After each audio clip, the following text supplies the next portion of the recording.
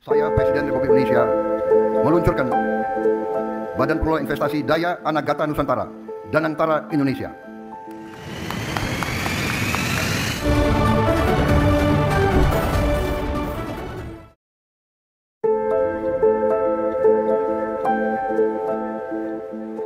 Guys, kali ini pembahasannya agak serius dikit nih. Lo tahu kan awal minggu ini Indonesia diguncang dua kejadian berturut-turut yang lumayan menghebohkan? Yang pertama, Senin tanggal 24 Februari 2025 lalu Presiden Prabowo Subianto resmi meluncurin Danantara, badan investasi megah yang janjinya bakal bisa beresin ekonomi kita dengan duit triliunannya. Terus yang kedua, cuma selisih sehari, yaitu hari Selasanya tanggal 25 Februari, Kejaksaan Agung ngumumin kalau ada skandal korupsi di Pertamina yang bikin banyak orang melongo. Gimana nggak melongo kalau angkanya sampai hampir 1.000 triliun rupiah? Ini mega korupsi terbesar sepanjang sejarah yang pernah tercatat di Indo guys. Ini kayak dua sisi mata uang aja, di satu sisi ini ngasih lo harapan, tapi di satu sisi lainnya, ini ngasih lo ketakutan dan kemarahan. Heboh kan? Gimana gak heboh secara Pertamina ini kan adalah salah satu BUMN yang asetnya bakal dikelola oleh Danantara ini. Apakah ini semua cuma kebetulan aja? Atau ada skenario gede di balik layar? Selamat datang di channel Motivasi Sukses. Pembahasan pada video kali ini adalah Danantara datang, mega korupsi, mengguncang.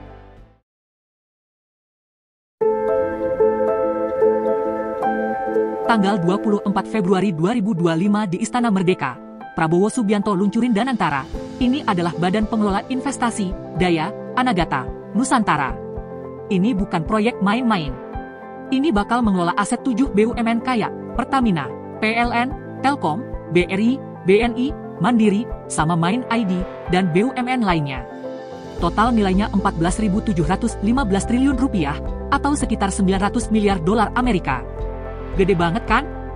Prabowo bilang ini bakal jadi kunci buat ngebresin banyak masalah ekonomi kita. Rencananya Danantara bakal pakai duit ini buat berbagai proyek strategis kayak kilang minyak supaya kita gak tergantung impor, hilirisasi mineral biar bahan mentah kita bisa diolah menjadi bernilai tambah, sama buat membangun energi terbarukan buat masa depan anak bangsa.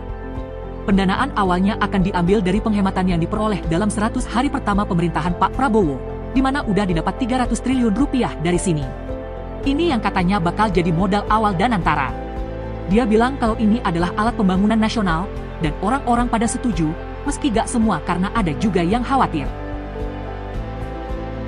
Wana Alamsyah dari ICW bilang kalau Danantara ini bisa jadi akan rawan buat dikorupsi.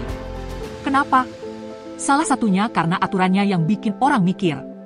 Mereka bikin UU nomor 1 tahun 2025, plus PP sama Kepresnya, tapi tetap aja intinya pengawasan Danantara akan sangat tergantung sama DPR. BPK cuma bisa audit kalau DPR minta. Bagi mereka yang kritis, keraguan menjadi bertambah besar waktu melihat siapa-siapa saja yang pegang kendali dalam pengelolaannya.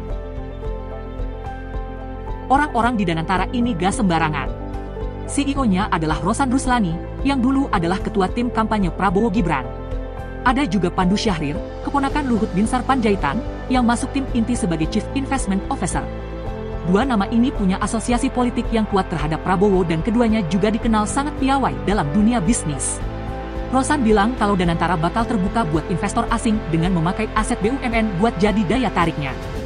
Tapi latar belakang mereka, mulai buat orang bertanya-tanya, ini murni buat tujuan ekonomi nasional, atau apakah ada unsur tujuan politik di dalamnya?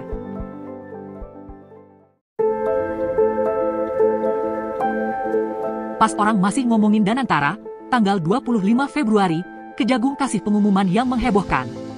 Ada kasus mega korupsi di Pertamina, dengan kerugian yang mencapai 193,7 triliun rupiah cuma buat tahun 2023 aja. Kalau korupsinya sendiri sudah mulai dari tahun 2018, maka angka totalnya ini bisa nyampe 1.000 triliun rupiah lebih. Lo kebayangkan kalau duit segitu bisa dipakai buat bangun infrastruktur, pendidikan, atau apapun, tapi ya gitu deh, malah raib. Kejagung langsung umumin kalau ada 7 tersangka, terus 2 hari kemudian nambah 2 lagi jadi 9. Ada nama-nama kayak Rifa Siahaan, Dirut Pertamina Patraniaga, Sani Dinar Saifuddin, yang ngurus kilang, sama Maya Kusmaya, dari bagian pemasaran. Ada juga orang swasta yang terlibat. Proses penangkapannya sendiri sangat cepat, Maya sama Edward Kone bahkan dijemput paksa, ini serius. Modusnya sendiri lumayan rumit. Mereka bikin rapat buat ngatur kilang, yang sengaja bilang kalau minyak lokal gak bisa diolah dengan alasan soal sulfur atau merkuri, Padahal teknologi kita udah cukup buat mengatasinya.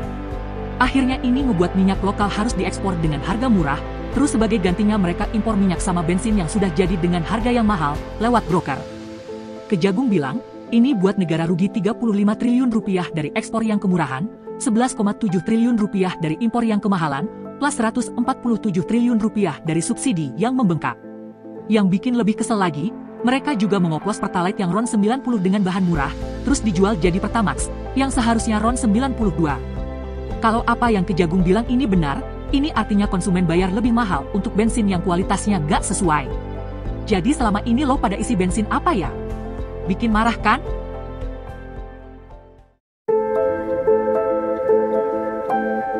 Nah, selanjutnya ini bagian pentingnya guys. Pertamina itu kan salah satu BUMN yang asetnya bakal dikelola sama Danantara, terutama buat proyek untuk pembangunan kilang minyak baru. Dan Prabowo juga bilang kalau Danantara ini bakal ngebresin korupsi.